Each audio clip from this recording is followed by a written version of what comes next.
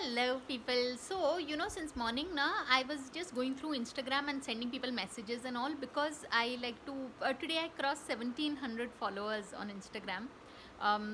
It's like I need to touch 1000 on YouTube, which will happen. 300 more people to go, but yeah, it will happen.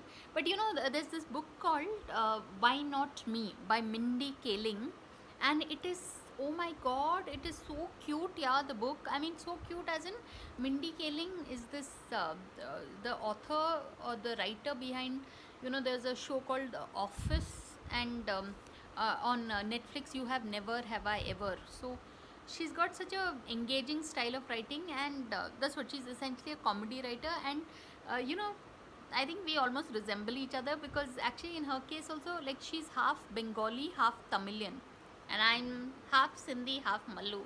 So it's all, I don't know, that I feel connected to her at a very different level. So do try and Google her, or rather pick up her books on Amazon. It's called Mindy Kaling, Why Not Me. Beautiful book.